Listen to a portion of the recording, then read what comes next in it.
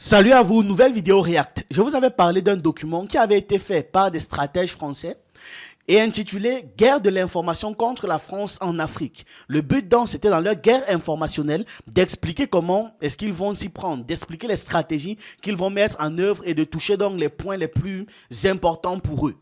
Et comme vous pouvez voir en sous-titre, c'est comment agissent les panafricanistes dans l'espace informationnel. Parce que oui, il fallait endiguer en fait la propagation. Parce que oui, dans leur stratégie, le but c'est d'empêcher les idées panafricanistes, les idées des panafricanistes, de se propager chez les gens, dans la population, etc., etc. Et donc ce document explique en fait les stratégies qu'ils ont mis en œuvre. Mais avant qu'on ne revienne traiter ce document, on va en fait voir ceci. Voilà. Comment est-ce que la France volait l'uranium du Niger? C'est-à-dire que vous allez comprendre ce qui les dérange dans ce qu'on est en train de révéler. Vu que factuellement, ce qui les embête le plus, c'est le fait que les informations sortent. Et ce n'est pas bien que les informations sortent. De toutes les informations qu'il y a autour d'eux, voici par exemple un élément qui était important qu'on sache. Très très important. Écoutez le monsieur parler et vous-même dites-moi si ce genre de choses ne doivent pas être connues de l'écrasante majorité des gens. Chaque Français consomme 123 grammes d'uranium par an. Pour cet uranium, la France paie 7 euros par Français par an, c'est-à-dire une somme dérisoire. Le Niger, lui, touche à peine 12% de la valeur de l'uranium exporté. Et ce pays est le dernier à l'indice de développement humain du programme des Nations Unies. Tout cela, c'est le coût à payer par le Niger pour la soi-disant indépendance énergétique de la France, une indépendance qui n'existe pas. En effet, la France... Très intéressant ce qu'il a noté, une indépendance qui n'existe pas, parce qu'elle dépend entièrement de quelqu'un d'autre. S'importe 100% de son minerai d'uranium, dont environ 20% du Niger. Le système nucléaire français est un leurre dans la mesure où la France pratique la coercition pour assurer sa sécurité d'approvisionnement en uranium.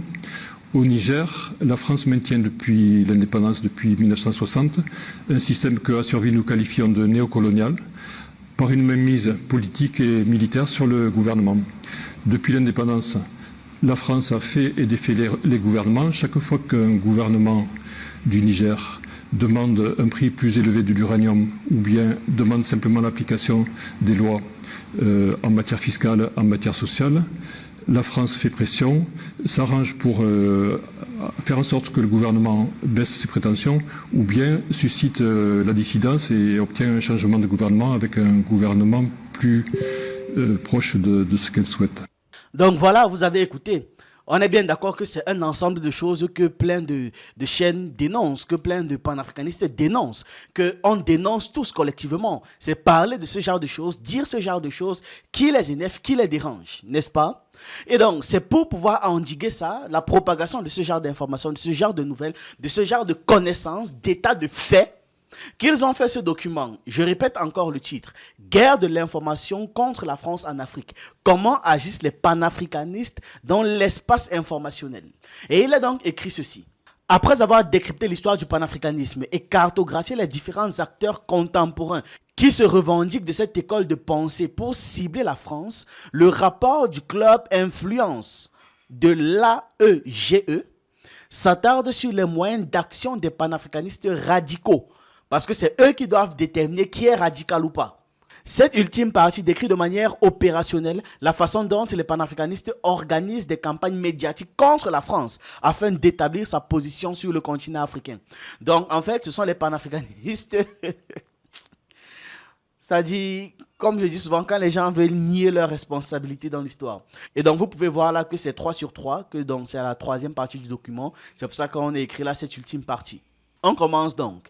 Des campagnes offensives centrées sur l'utilisation de relais médiatiques. Diffusion-amplification, le décryptage élémentaire de la guerre de l'information. Je ne sais pas si je dois apparaître ou si je dois me mettre de l'autre côté. Vous savez quoi, je vais peut-être disparaître à droite ou encore plus me réduire. Oui, je pense que je vais plus me réduire. On est ici. La totalité des opérations informationnelles des acteurs panafricanistes suivent le modèle le plus élémentaire de la guerre de l'information, à savoir le diptyque diffusion-amplification. Ce dernier consiste simplement à la diffusion par un acteur ou un média d'un contenu porteur du narratif voulu. Ce contenu initial est ensuite repris et amplifié artificiellement par toute une série d'acteurs, avec pour objectif de toucher une audience la plus simple possible. La diffusion initiale peut être l'objet d'un média, d'un journaliste, d'un blog, d'un influenceur ou d'un citoyen quelconque. De la même façon, l'amplification peut être organique, c'est-à-dire causée par la viralité intrinsèque du contenu qui pousse de nombreux internautes à republier. Mais elle peut aussi être artificielle, c'est-à-dire coordonnée en amont en mobilisant plusieurs ONG, journaux, médias, radios, pages Facebook ou bots, tous complices qui vont massivement reprendre le contenu pour lui donner une audience décuplée. Voilà. Donc, comme je dis habituellement, c'est ce qu'ils font. C'est mot pour mot les stratégies qu'ils emploient ici, vous voyez. Et maintenant, ils disent que ce sont les autres qui emploient ça. Comme j'explique, à chaque fois que les gars accusent les gens de faire quelque chose, ça veut dire que c'est eux qui le font. Cette méthode de fonctionnement est propre de manière générale à tous les acteurs tenant à mener une guerre de l'information contre leurs cibles. Et les panafricanistes n'y font pas exception, employant ces mêmes méthodes. En gros, comme je disais, ils sont en train de dire de manière détournée qu'eux-mêmes ils le font. Mais ils disent que les autres le font. Parce que typiquement ça de leur côté, toujours dans la négation. Caisse d'amplification, l'exemple de Kémy Séba au Niger.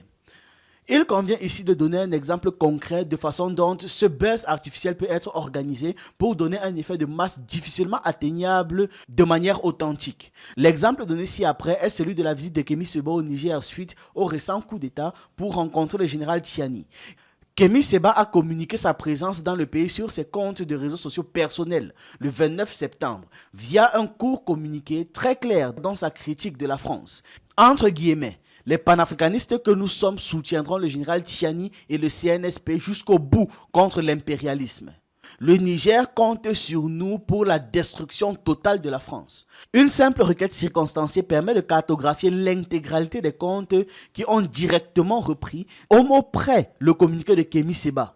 Ce communiqué est d'abord partagé par des caisses d'amplification du premier cercle, c'est-à-dire du mouvement des médias directement liés à Kémy Séba et que ses militants contrôlent. Mais le contenu est repris plus largement par un ensemble hétérocite de plusieurs médias africains qui se revendiquent ou non du panafricanisme, mais qui reprennent l'argumentaire de Kémy Séba et amplifient son message. En tout, il a été possible d'identifier 57 médias différents qui ont simultanément repartagé le communiqué de Kémy Séba en faisant un copier-coller.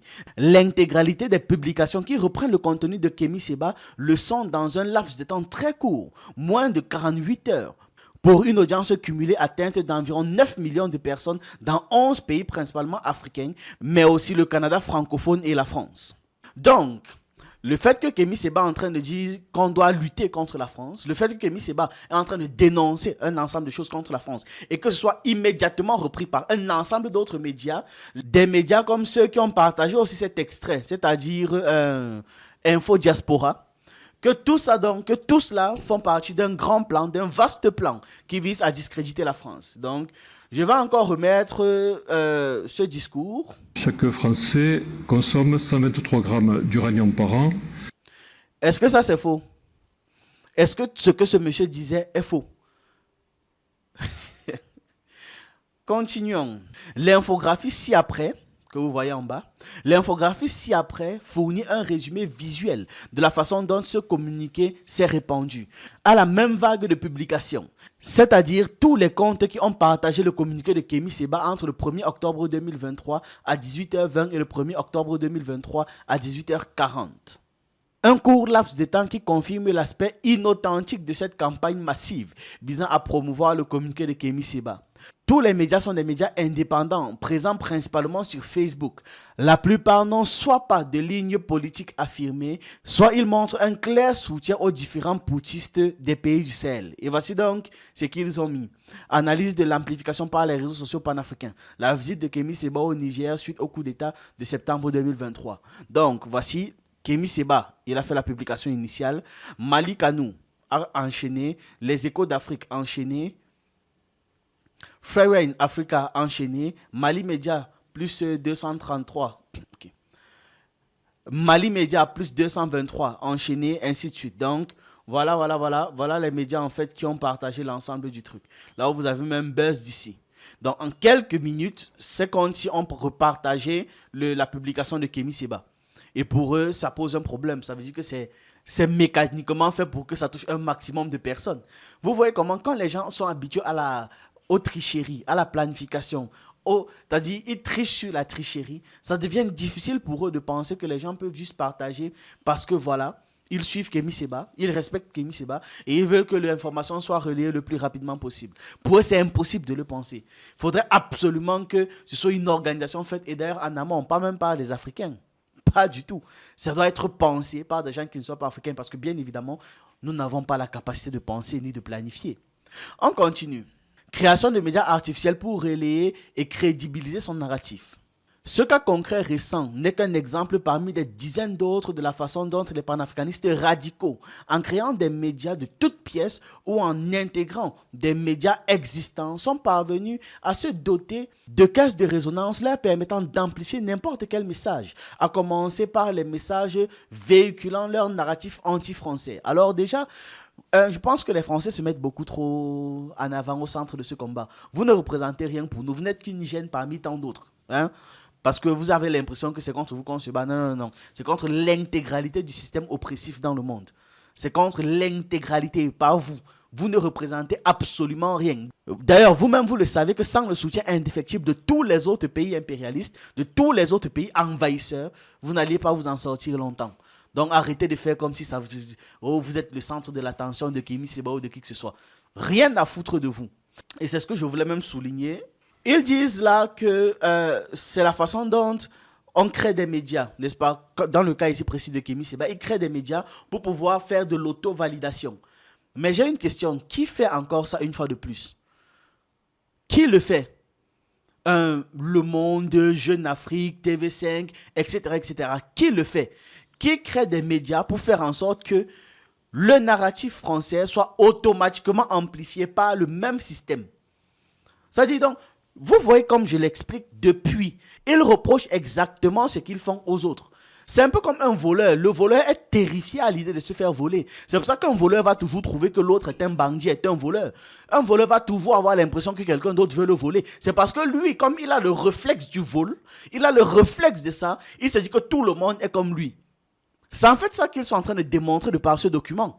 Donc, Kémy Séba est en train là actuellement de baliser tout Facebook et de demander à tout Facebook de se concentrer sur un petit pays qui a des problèmes à tous les niveaux, qui ne sait même pas se gérer. C'est-à-dire avec des ministres des Finances qui ne savent pas compter, qui ne savent pas faire des règles de 3, qui ne savent pas faire des multiplications basiques. Mais malgré tout, ce sont plutôt les autres qui sont le problème, n'est-ce pas? Continuons le document. Sur ce point précis, la diffusion des narratifs et leur amplification, le commun impute aux Russes. Je disais non. Je disais que dans tout ça, c'est même pas que ce sont les Africains qui s'organisent, c'est qu'on est en train de les organiser en amont parce qu'on ne sait pas penser. Notamment, une très importante responsabilité dans la guerre de l'information menée par ces groupes contre la France. En réalité, si le rôle des Russes est indéniable, la Russie n'est pas le seul pays qui dessert les intérêts français en fournissant un soutien tactique aux panafricains. Je vous l'avais dit que dans tout ça là, ils ne sont même pas en mode les gars, ils sont en train de s'organiser eux-mêmes. Dans tout ça, c'est toujours des gens qui prennent des initiatives. Donc dans tout ça, on est des suiveurs. Et c'est, je voulais sortir un très violent mot. Mais non, je vais faire l'effort de rester poli à minima, n'est-ce pas? Je voulais dire, et dans tout ça, le début de l'article, le début du rapport, disent qu'ils ont étudié l'histoire du panafricanisme. Ils ont étudié l'histoire du panafricanisme. Mais ils partent de facto du principe que les panafricanistes sont des gens manipulés. Et donc les panafricanistes non radicaux, parce qu'il y a un panafricanisme radical, il y a un panafricanisme light, non radical. Généralement, ce qui est non radical, c'est ce qui sert leurs intérêts. Aussi un élément à noter. La Russie est au centre d'un réseau de médias internationaux et africains emblématiques. Je vais essayer de faire... on va par exemple dire médias français en Afrique.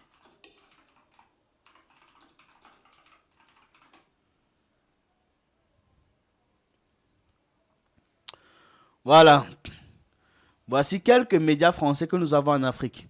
Canal+, Arte, M6, TF1, BFM, France 24, Public, SCP, absolument tous. Il y a aussi France Télévisions, absolument toutes ces chaînes télé passent ici. On parle d'empire des médias français, les gars, s'ils veulent bouder. Ils veulent essayer de nous faire croire que la Russie a un plus grand empire médiatique que la France en Afrique. Vous connaissez même le nombre de chaînes françaises qui m'ont bourré le crâne quand j'étais petit. Je n'ai que des chaînes françaises en tête, à l'exception de Disney Channel. Et d'ailleurs, même Disney Channel, c'était Disney Channel France que je suivais.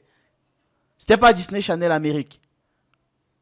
Donc, ceux qui ont le plus vaste empire médiatique en Afrique, et là, ça n'affiche même pas tout ça, parce que c'est petit. Je pourrais prendre même le temps de lire tout ça.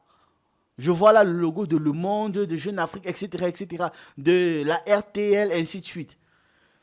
C'est-à-dire, voilà ça. D'ailleurs, Canal+, quand tu veux parler de télé, il y a le câble. Je ne sais pas où les câbleurs prennent le câble. Et il y a Canal+. Et par maison, pour déterminer que tu as un peu réussi, il y a les gens qui mettent Canal+, d'autres mettent 3 Canal+ chez eux. Parce que tu ne peux même pas connecter un décodeur à toutes les télés de la maison. C'est un décodeur par télé. Et dans l'infinie stupidité que nous avons, on accepte ce genre de conneries. Une antenne par télé. Bref, on continue le document. De tous les acteurs étrangers actifs en Afrique francophone pour nuire à la France, la Russie est probablement le mieux organisé et le plus agressif. Dès 2018-2019, la Russie s'est dotée, via le groupe Wagner notamment, d'un important réseau de médias internationaux et de médias africains qui devrait servir de caisse de résonance pour répandre à l'international les arguments et narratifs favorables à la Russie. En Centrafrique, le premier pays où le groupe Wagner s'est véritablement implanté durablement, la Russie a mis sur pied un ensemble de vrais faux médias. Une fois de plus, qui détermine qu'est-ce qu'est un vrai média, qui détermine qu'est-ce qu'est un faux média, qui détermine qu'est-ce qu'est un vrai faux média. Et vous pensez vraiment que vous êtes le plus gros problème de la Russie en Afrique, vous, les Français? Ok, on était ouf, on était à vrai faux média. Vrais faux médias dont les plus emblématiques sont Radio Lendo Songo, Kodoro 236 ou encore Bangui Buzz. Ces médias, en apparence gérés par des Centrafricains, étaient en fait pilotés directement par le groupe Wagner à travers le Bureau d'information et de communication, en abrégé BIC, l'organe d'influence rattaché à la présidence de la République centrafricaine. Ces différents médias ont produit une multitude d'articles hostiles à la France, parfois repris par les influenceurs panafricanistes. Et inversement, ces différents médias ont eux-mêmes régulièrement repris les contenus de divers acteurs pour les amplifier au niveau local en RCA. Peu à peu, la Russie s'est décentrée. De la RCA pour reproduire cette stratégie gagnante, s'implanter dans une multitude de pays en lançant des médias équivalents dans ces différents pays, mais aussi en lançant des médias transnationaux comme Afrique Média TV, Radio Révolution Panafricaine, liés directement au groupe Wagner via MM. La Russie a ainsi développé son influence cognitive en Afrique en externalisant cette influence médiatique offensive au groupe Wagner via son volet médiatique qu'est l'agence de presse RIAFAN et le groupe de presse Patriote. Ces médias créés par la Russie pour amplifier les discours anti-français et amplifier les discours pro-russes ont accompagné la montée en puissance de différentes juntes défiant l'Occident et prenant le pouvoir dans la zone sahélienne. Le rôle joué par la Russie n'est certainement pas la cause unique de la montée en puissance du discours panafricaniste, qui aurait de toute façon trouvé un écho dans les populations locales africaines. Mais l'amplification coordonnée des communiqués, des rumeurs et d'autres critiques contre la France a permis un bouleversement cognitif majeur en très peu de temps, là où il est probable que sans l'action russe, il aurait été nécessaire de longues années. Voilà. Alors, maintenant, point important quand même qu'il faut noter, c'est que dans n'importe quelle guerre, il y a le volet communication qui intervient. Toute guerre s'associe à une communication massive. Parce qu'il faut bien expliquer à la population ce qui se passe, il faut bien le soutien de la population, il faut bien la participation active de la population. n'est-ce pas? Et là, nous sommes clairement dans une guerre. Nous sommes dans une guerre contre les puissances impérialistes, dont le visage le plus présent actuellement, dont le visage le plus visible, c'est mieux de le dire comme ça, dont le visage le plus visible, c'est la France, qui n'est en fait qu'un délégué, on va dire ça comme ça, qui n'est en fait qu'un délégué mandaté par l'Occident collectif. Alors, dites-moi, est-ce que vous avez déjà vu quelque part, même les Français là, est-ce que vous les avez déjà vus quelque part sans l'appui tactique massif de leurs médias? C'est systématiquement ce qu'ils font. Parce qu'ils comprennent bien l'importance de la communication. C'est via la communication, c'est via les médias qu'on contrôle des populations entières, n'est-ce pas? Qu'on choisit l'opinion, qu'on choisit qui est gentil, qui est méchant. Et en tant que dictateur, en tant qu'État dictateur, la France a eu bon vent, a eu bonne idée de se dire qu'en fait, il faut accuser les autres d'utiliser une tactique vieille comme le monde. Parce qu'on a tendance à penser que les médias viennent avec l'électricité et consorts, viennent avec Internet, mais pas du tout. Ça ne vient pas avec le câble, ça ne vient pas avec les transmissions par satellite de l'image. Ça vient avec tous les moyens de communication qu'on a eu dans l'histoire. En 1500, il n'y avait pas de télé, mais il y avait déjà les médias. En 1500. Donc, on doit penser et on doit se rappeler permanemment que les reproches qu'ils sont en train de faire là n'ont aucun sens. C'est un peu comme si quelqu'un te reproche d'utiliser les armes pendant une guerre. Donc lui, il utilise l'arme pour faire la guerre et il te reproche d'utiliser l'arme pour faire la guerre. Parce que les médias sont une arme. C'est même encore plus dangereux que des fusils. Et donc là, ils ont encore fait une image où c'est écrit cartographie de la stratégie informationnelle russe en Afrique. Voilà, médias russes à vocation internationale. Et ça descend. Médias russes de la galaxie Prigogine au moment où il était encore en vie. On descend. Médias africains contrôlés par les Russes. On descend. Médias africains grassroots. Hein? On descend. Les panafricanistes. Et voilà. Donc le schéma est plutôt bien fait. En fait, ils ont plutôt essayé de comprendre de mieux, en tout cas, de la meilleure façon possible pour eux, comment est-ce que les schémas sont faits. Je ne sais pas si c'est totalement vrai. Je sais pas. Je suis même sûr qu'ils ont dû simplifier à souhait le truc, juste pour pouvoir justifier leur délire. Et il continue en disant, le rôle de la Russie est donc acquis et désormais bien documenté. Pour autant, cet État n'est pas le seul à avoir un rôle qui dessert les positions françaises en Afrique francophone.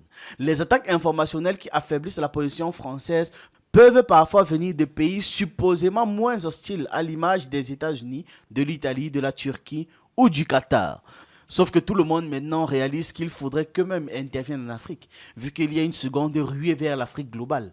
Donc forcément, ceux qui étaient les amis avant commencent à peut-être dire oh, ça on va gérer nous-mêmes, ça aussi on va gérer nous-mêmes. Là où tous vous soutenez avant de manière indéfectible, là maintenant ils veulent être eux-mêmes sur le terrain pour aussi au moins gratter leur part du gâteau. Et c'est comme ça donc qu'ils vont passer le reste de l'article à se plaindre. Je ne sais pas si ça vous intéresse. Et maintenant, on arrive à ce niveau. Quelle réponse française dans cette guerre de l'information continue? Une défaite informationnelle sur les nouveaux champs de conflictualité de la guerre moderne. Face à cette tenaille informationnelle, la perte d'influence de la France en Afrique s'impose comme une défaite. Cet échec doit conduire la France à totalement réorganiser sa façon de concevoir, on est à ce niveau, de concevoir la place des champs immatériels ainsi que des opérations non cinétiques, cognitives et psychologiques dans sa doctrine militaire, mais aussi dans son dispositif diplomatique. La défaite de la France dans cette guerre informationnelle est, selon les auteurs du rapport, un tournant de la guerre moderne. Chacun sait qu'il est désormais possible de détruire un empire par des tweets, de l'agit-propre de rue, d'un bon usage des réseaux sociaux. Cela signifie que ce nouveau champ de conflictualité va être surinvesti par des dizaines d'acteurs, étatiques ou non. Et donc, il va aussi être investi par des adversaires de la France.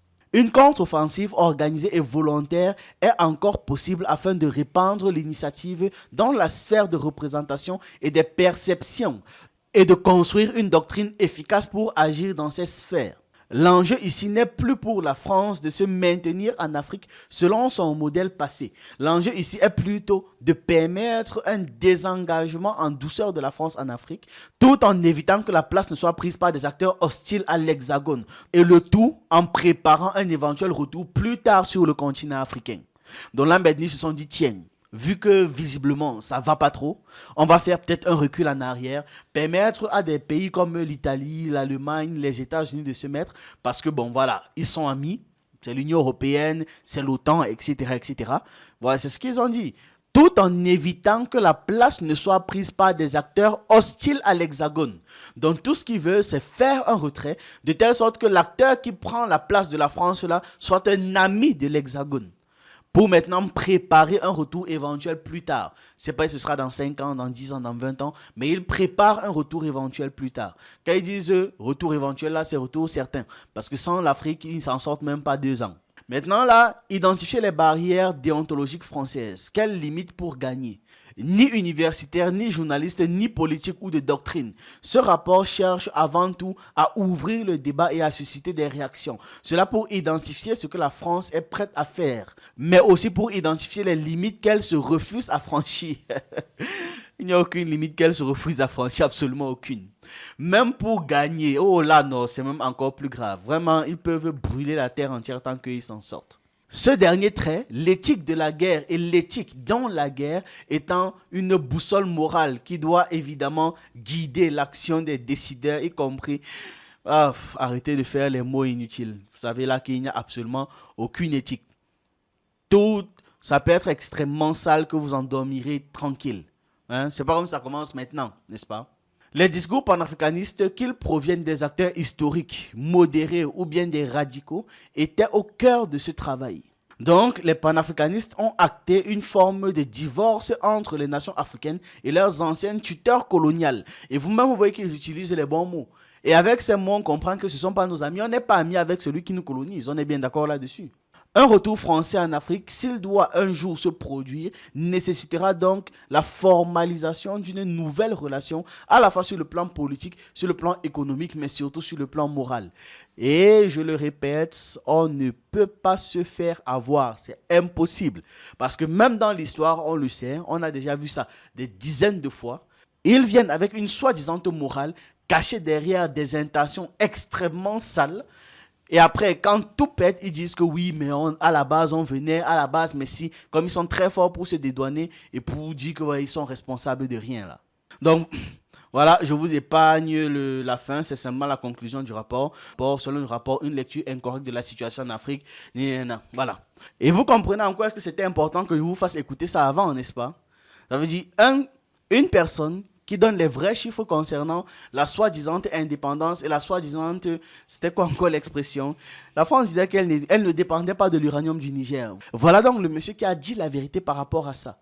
Et quand on partage ce genre d'informations, il y a des gars qui arrivent avec des grosses études pour nous expliquer que bon voilà, c'est pas correct que quand même les panafricanistes disent ça et blablabli et blablabla. Hein? C'est ce que j'avais à partager avec vous dans cette vidéo. Dites-moi ce que vous en pensez en commentaire et on se retrouve une prochaine fois.